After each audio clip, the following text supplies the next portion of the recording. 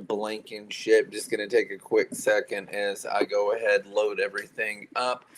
Y'all know I'm pretty chill. Most people probably aren't coming in on this live, but I try to do it as cheaply as possible. Grab it off of YouTube, share it on my Twitter, share it on my Blue Sky, whatever, that kind of thing, going down. So yeah, anyway, my whole feed has been blowing up all day long. I think maybe a bit before that, about this movie Obsession, right? People are watching this movie. They're like, this is the greatest movie. And I'm here to talk about, is it? Isn't it? What did I think of it? What was my take on it? Just in general, as somebody that's both grown up watching horror movies all of my life, I've seen like a lot of really extreme stuff. Pretty desensitized, just to be real with you. Pretty desensitized to stuff. I've written a lot of horror. There are a lot of books that are way better than a lot of movies. I think that's because like your imagination can go, and as well as I write, and I do. I've been in anthologies with other writers, and I really felt like I was like swimming with the rest of the group and everything. So not like trailing out in front or whatever. Even though we all have our own ways of doing stuff. So I'm trying. Ooh, there it is. I'm trying this going. Let me pause it. That's why I've got the headphones on, so you don't hear any kind of, feedback, me bouncing back, talking in the background, whatever. But no, I'm here to talk about this movie to y'all. Hang on. Let me go and talk about it, think about it. It is on Blue Sky. Um, Hang on. Load Twitter load. I still call it Twitter. I don't call it X. I don't like change. Uh, I was told that yesterday. It's kind of a good thing because you know that I'm faithfully there. But yeah, whatever. Anyway, yeah. So we went to see this movie. Just like wow, it's like give this actress all the awards. I'm not knocking anybody's job. She did a fine job and everything with her performance. Essentially, you get this from the trailer. The gist of the movie is this guy has this female friend. She's hot. They got a good looking actress to play the hot girl, right? Watched her on that what is it, the Superman and Lois show too. She was the daughter of Lana Lang in that. But yeah, so you got this girl and this guy goes into the shop and he gets this like a one wish, what is it, like a hickory switch. And what you do is you make a wish and you break the stick, right? And the wish is supposed to happen, supposedly, and it's got all these warnings on it and all this type of stuff. It's the type of stuff that you get from some kind of like little magic-y type shop or whatever, like Spencer's or whoever would have something like that. They probably will carry replicas of that because of the movie, and that's a money maker right there. But nonetheless, if y'all are listening, money. So he wishes that she would love him more than anybody in the world. And from that point in time on, this lady who wasn't attracted to him becomes bat crap crazy nuts, obsessed, doesn't want him to leave, goes into like weird, crazy states, screaming, hollering, backing into a shadowy corner, watching him sleep. Um, she gets his dead cat and she like skins it, fillets it, and like cooks it and puts it in a sandwich for his lunch. So some woo kind of like nut job stuff there. I was on the phone to my son and I told him, I said, it's basically just like she had really bad PMS the whole movie. But no, seriously, total spoiler alerts, by the way. If I'm ever making any kind of thing, if you don't want spoiler alerts, you think you've heard them already. I'm just gonna gonna have at it. So if you care, turn off the video. If you don't, let's embrace the apathy together. But I wanted to check it out, right? So there is some other girl that likes him. It's not a freak, and she's just having a nice conversation with him. And the girl that is like full on like possessed or whatever, because of this stick thing, busts the window out, beats the woman's head into like mush into the steering wheel. Not even gonna go into the science because I'm not capable of it, but there's science to it. How much strength, like a gorilla, probably, that you would have to have, like 20 men that you'd have to beat somebody's face off. I mean, like beat the flesh and skin off. They do all kinds of crap like that in the Terrifier movies that could not functionally be done by a physical human being. So yeah, so none of that happens. There's some gunplay. Some dude gets shot in it. Self harm. She cuts her face up, pretty bad. Why can't you love me like I love you? All that. I was thinking, hey, this is gonna be like Fatal Attraction esque. They just kind of went like the way that they went with it. I don't know. See, because so here's the thing, and again, I'm like a connoisseur, I guess, of horror. There's some like horror stuff that like way does it for me more than not. For example, like let's say this movie. Name a horror movie that is recent that is better than this. Okay, Evil Dead Rise, by far, substantially. I hear about this actress and super cute girl. I mean, adorable. She's cute. She's cute as all can be. Um, good actress, fine actress, all that.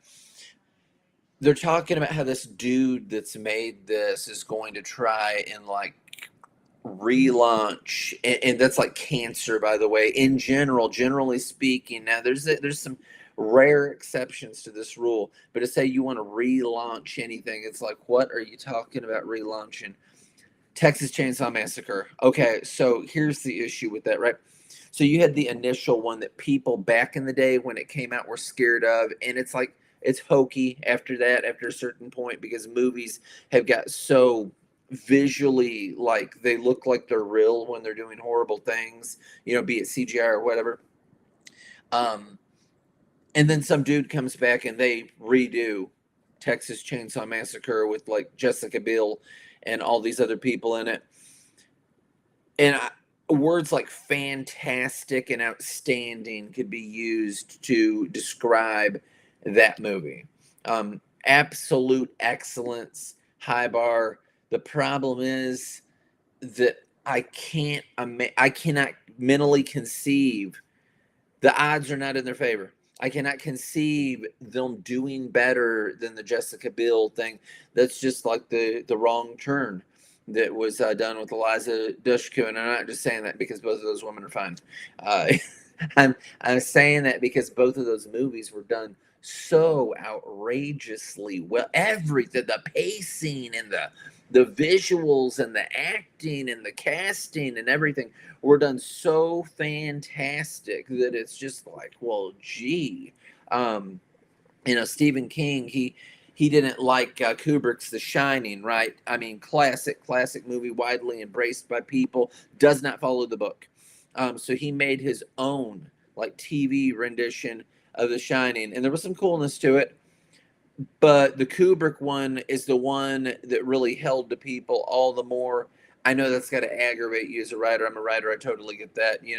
Um, the building was supposed to be blown up, and instead he's like, I'm going to go my own way with it. I know we all hate that, but like if you hadn't read the book and you watched the movie, then the movie's what you embrace. But then you got this genius that makes Doctor Sleep, which is a great, I mean, really better than a Shining movie. Just, I want to be clear with you. Really, really extraordinarily good, but you have to watch The Shining to understand it. The little boy in The Shining, this is about him when he's grown up. And what that director did was he took the things that were in the book, Doctor Sleep, and he took the things that were in the movie and the book of The Shining, and he made some happy medium. So the hotel in the initial Shining was supposed to get blown up. So that's why they have the final face off in the hotel that's left standing, according to Stanley Kubrick's movie, and he blows it up at the end of Doctor Sleep. The hotel's not in the book Doctor Sleep, all kinds of stuff. You could listen to somebody that's way more into that could talk about it on just a whole nother level. But the movie's good. I liked it a lot. I like Rose the Hat and the True Knot.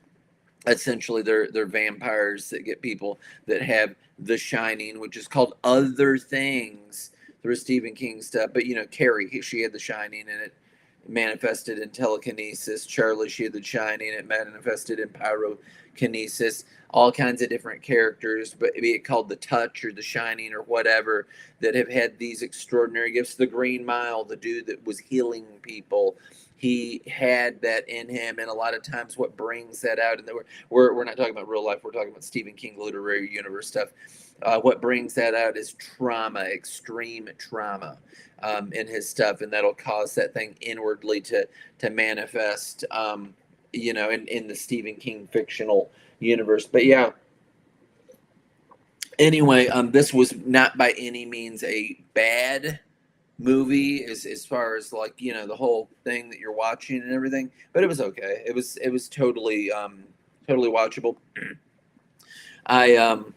I've heard in other news that there's been talk about a Smile 3 coming out, and that could be a problem. Just as somebody that makes it continuity and context or whatever in all matters, they've never really explained what the demon, alien, evil entity, whatever it is, presence is that stalks people and wants them to violently murder themselves in front of other people, so that the people that are watching, person or people that are watching, so that then they're a target to be stalked by this thing that makes itself look like different people, smiling at you all the time, right? Until it climbs in their mouth and then makes them murder themselves in front of other people, right? So you've got one movie that was about that. The second movie takes off just after the first movie. You've already got the premise. You've got it down, right? At the end of the second movie, you've got this singer, popular singer, like pop singer, rock singer, whatever. Thousands of people are in there in that stadium, right? People may have their cell phones on, which would make it only more broad spread. And she, under the control of this evil thing, more than, I mean, spoiler alert, but it's been out and gone and forgot about, by this time. They've got comic books out that they've ran about stuff and all that, whatever. Anyway, she kills herself in front of thousands of people. Okay, so as a writer who is competent, really good, by the way, if IDW hired me to write something like that, and they've got their own Smile thing on, some other dudes doing it. I read the first one; it was fine. I'm just so critical. That's what there's nothing really to tear down. It was good. It was okay. It just I think that a lot of things are done kind of like a soap opera instead of like a full TV episode. And the way that I write like a television episode, so I have some kind of conclusion, even if it's not like a total conclusion. So like if you were watching Smallville, for example, and you have like the freak of the week villain or whatever, and you take out the villain, but the problem's not gone, and you still got Lex Luthor trying to find out, well, how did you do this in the lake, and you rip the door right off the car or whatnot, season one or whatever season that is, and where the kryptonites fell, that you still got more weird stuff going on. And so you've always got that in there, that it's just going to keep coming. So you're lopping away at the branches, but not really the root, So I write stories more like that, that it's a thing, but that there's some kind of conclusion that feels satisfactory enough, but the story does not end there. Okay. Anyway, so here's the deal with Smile, right? Hang on, let me take a drink. Here's the deal with Smile. That many thousands of people see this thing right now. I don't know if it can like multiply itself or whatever, but let's just presume whatnot. that almost puts you in a bird box kind of situation because you've got so many people that this thing's like gone airborne, basically. You have a few conclusions. If it's a demon, you have the exorcism route that everyone would not take, by the way. Just to be clear, everybody would not take the exorcism route. But you have the people that would go through that, and that they could get deliverance from that. You know, some could, and that they would find that way. You know, so God, and places don't really ever take things that way. Um, Insanely, wildly stupid enough. They want to have like devil stuff and things, but then they don't want to have like the power of God. You know, you want to have like biblical stuff. I know that Real Fake Wizard talks about all those things, and he's totally right. And you don't want to take that things that way. Not just in that instance, but in other instances where you do a half measure when you really should do a whole measure.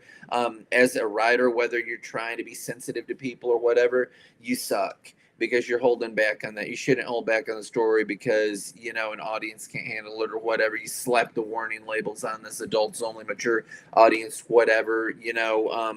If you're whatever your problem is, that you can, because you have a problem, if you can't handle it, presumably, I mean, maybe you're nuts that's making the film, right? but but you know, tell the story the way that it should be told. All right, so anyway, on with it. So with Smile, and I've already spoke on Obsession, for people coming in, it's okay. For Smile, when you have that many people see somebody murder themselves in front of all these people, and that's what's going to make them a target for this sort of thing, you're either going to go the religious route or the other route, blind yourself. I mean, like temporarily, whatever. I mean, there's a time frame that this has to happen in that gets talked about, right? Have your eyes sewn shut. Um, Spray yourself with like Raid in the eyes to blind yourself for life. You know what? Do you want to be dead or do you want to be blind? Like really truly, like you can't see anything. Maybe light and shadows. I don't know. That you can't really see it, because then if you cannot see, if you are blind, you know, be it having your eyes sewn shut, which I don't know how many doctors would do that. It's weird because there's a lot of things that doctors will do that seem wildly medically questionable against their Hippocratic oath or whatever, but then they won't do like other things. I don't know. You know, but if that happened, if somebody had a medical procedure or blinded themselves with chemicals or whatnot, for how many ever days, that, what is it? Is it 2 weeks? I don't remember. But if it's that kind of thing going on, let me click on that chat thing and see if that tells me anything. It's not telling me nothing. If it's that kind of thing going on, you could go either one of those routes. So either you would blind yourself, which again, Bird Box, or you could totally go like the exorcism route. In that, you don't have that kind of dynamic in the Evil Dead franchise. The Evil Dead franchise, never seen exorcism type stuff going on, even though you have seen the application of magic and versus the Evil Dead, because somebody's like going ahead reading through the book, but you've got that because it's a Necronomicon or whatever, and there's it's all kinds of, you know, things with it. But you just shoot them, you cut them up, you hack them all to pieces, all that kind of thing. You know, say the magic words, whatever. That's the world with all the, where all the Deadites and all that, you know, happens and everything. So it's just like a first person shooter kind of game thing. They just keep coming, waves of them do, just, you know, blow them into jelly, blow them into mush.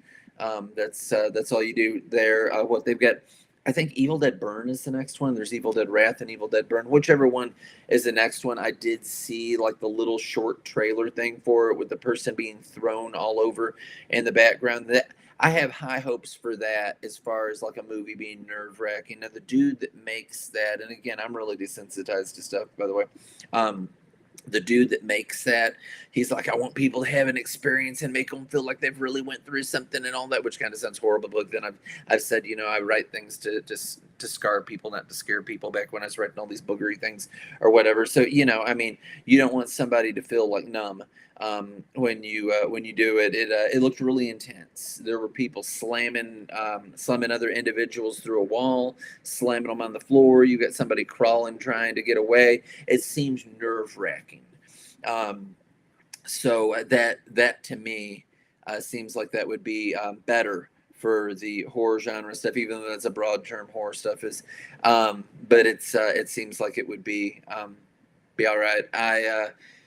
I have some fair expectations for Clayface that's coming out in October.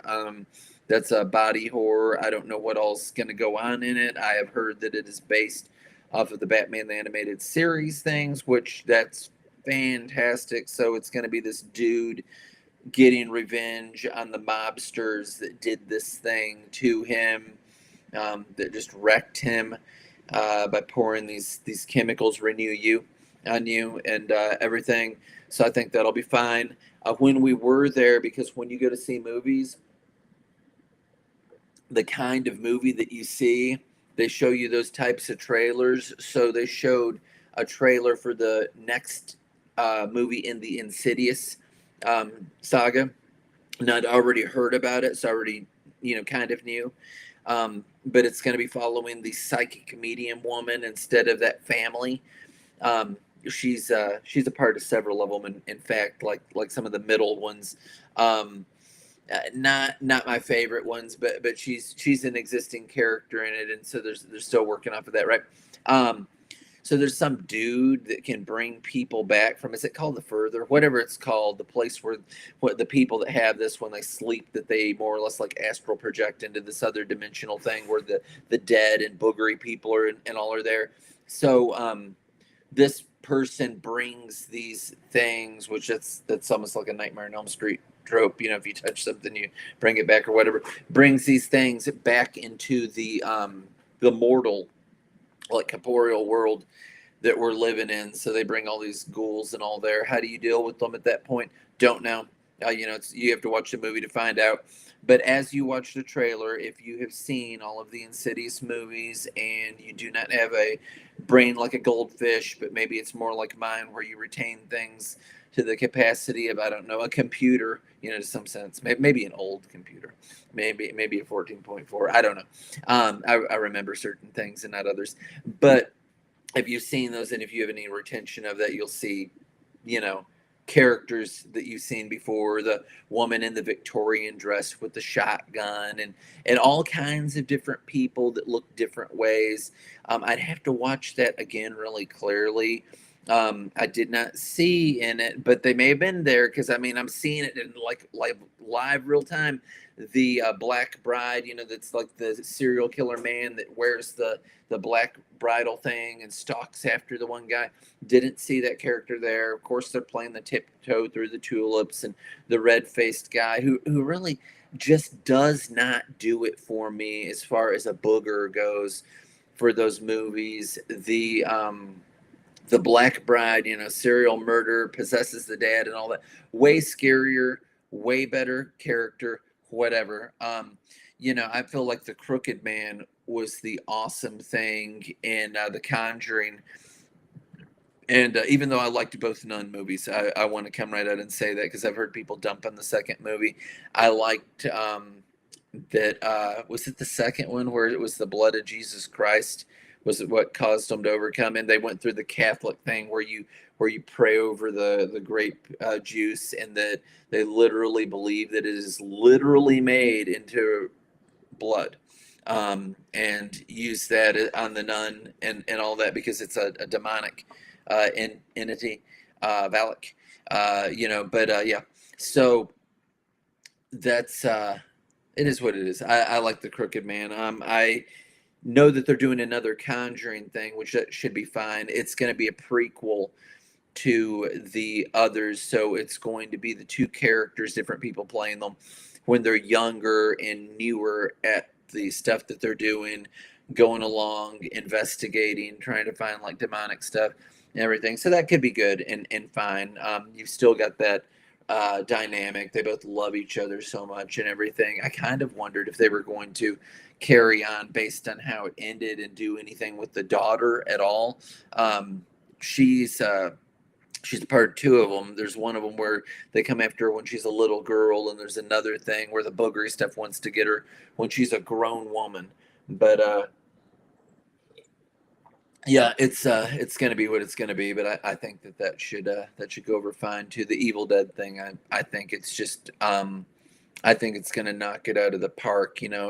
People are talking about this Obsession movie and saying give her all the awards. Are you forgetting that an Evil Dead movie is coming out, that just in the trailer of it, you can tell that it's probably going to shut this thing down.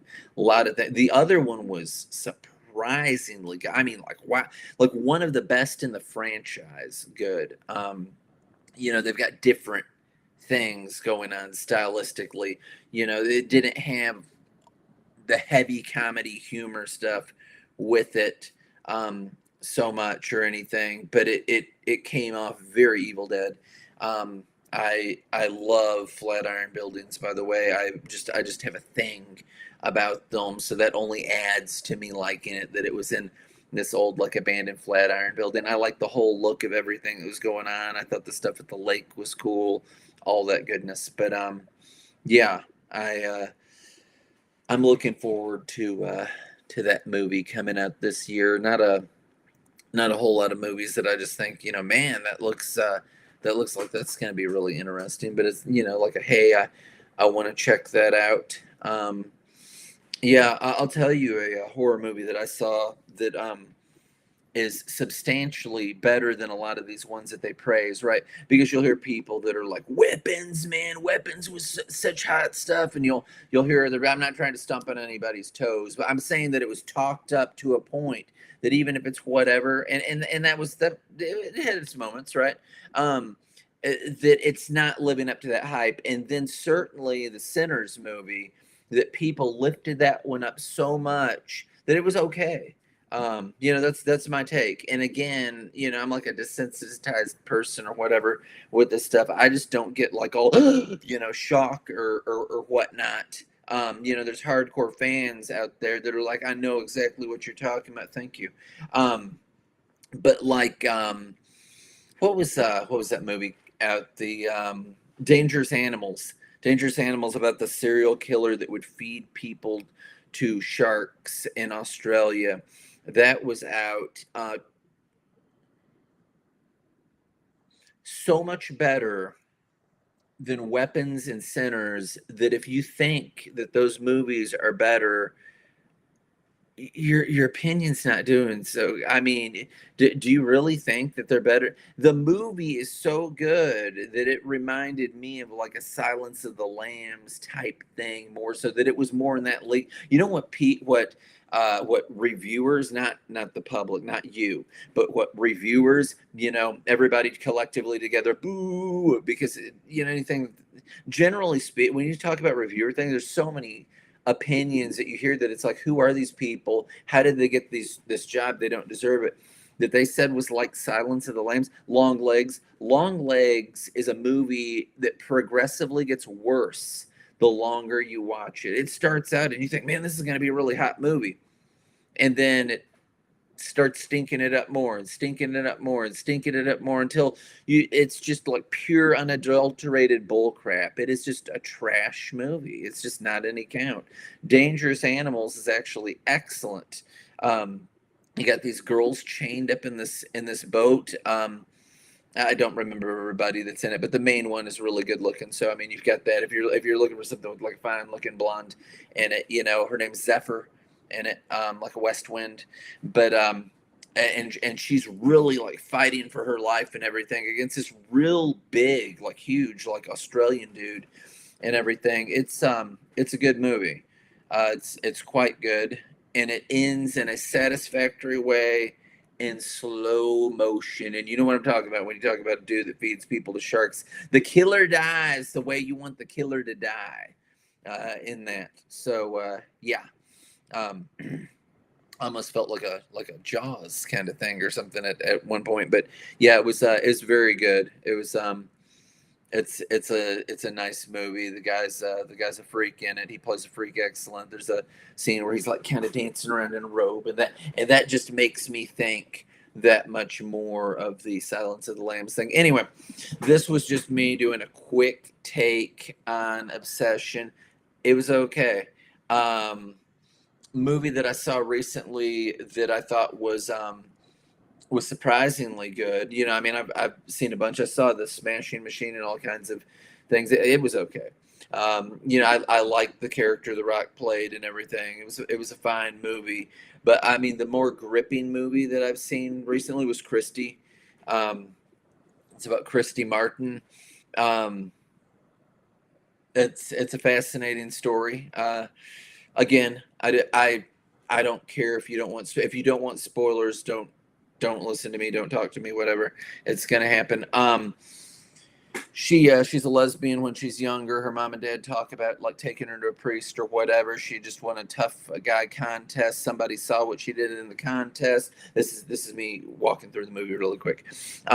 Says, hey, I want you to come down here to do this boxing thing. So it's like low level stuff. See how she does it, like the way she fights. Beats the snot out of the other girl. Just runs her over. The guy's like, I got this trainer I really want you to go to. The dude acts like a complete jerk. That's the guy she's going to marry. He tells this other guy, he's like, you really just need to hurt her, get her out of here. We don't need a girl here in the gym and all that. And she hits the guy like hard enough that she like knocks him back and he goes to his knee. And the guy's like, well, maybe I will train her, but there's not really a thing in this. But he's like, but so and so's really smart about it and whatnot. And he tells her, he's like, you need to leave that life behind you. You just need to, sees her with the girl. He knows.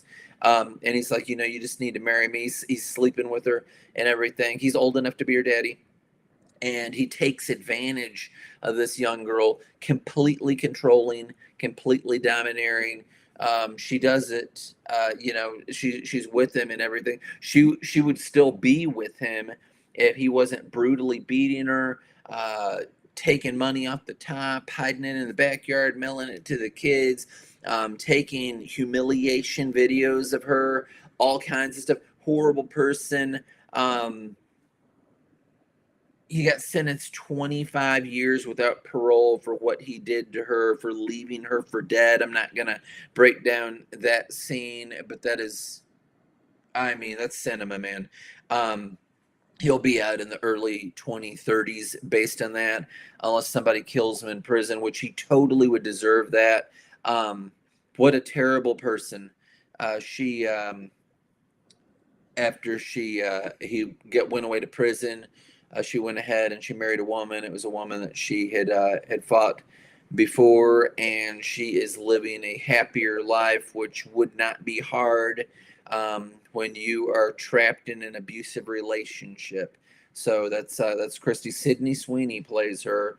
It's a compelling movie. It feels very real because it's based off of somebody's real life and everything. But yeah, the coal miner's daughter from West Virginia. I remember that. I used to watch like boxing and fights and everything. Victoria was asking me all kinds of questions when that was on too. Like, why is she so nervous? And I'm like, do you not know how big of a deal it is to fight at the MGM Grand? And she's like, oh, this guy, Don King, he must be a really good promoter. I'm like, you don't know who Don King is? I'm like, do you know who Iron Mike Tyson is? It's like, yeah, that was his guy. Nobody can beat my boy. Baddest man on the planet. I know he was the promoter, man. Yeah. Anyway, Obsession's all right. We went down to see it. No regrets. It was fine. I mean, I've seen way worse. Whatever. It was okay. Cinematography, acting, everything. Just fine. I mean, but it wasn't the best horror movie. It's not, all these give her all the awards. There's an Evil Dead movie coming out. There's a Clayface movie coming out. Don't know how that's going to be, but that's like body horror. Like this doesn't hold a candle to The Substance, for example. That was a better horror movie than this. I mean, totally different. This essentially, and it's kind of like possessed or whatever, but this essentially is just like she becomes obsessed with him and has really bad PMS and no impulse control whatsoever. That's more or less what this is like. Being all manicky and like going into fits and everything. And I'm an older guy. I've been like the hormone like clinics or whatever. And when it's like you are about to need your shot or whatnot, you start feeling some. I said it's like I have male menopause or whatever. I'm like I just feel like hitting somebody so bad, and there's no reason for it. So now I get that. Ladies, I love you. God bless you. Um, but yeah, it's. It is what it is. Anyway, that's me talking about Obsession, a couple other horror movies coming out, a few things that have been out before. I know they're redoing The Burbs or something too. I could really throw down and say something about that because that movie is just like so classic and timeless and everything, and I just really know that they're gonna wreck it. The thing, it's art, man. Okay. Anyway, uh, BL out. Peace and love, everybody. Bye bye. I put out a thing about my comic. It's on the iShookComics.net.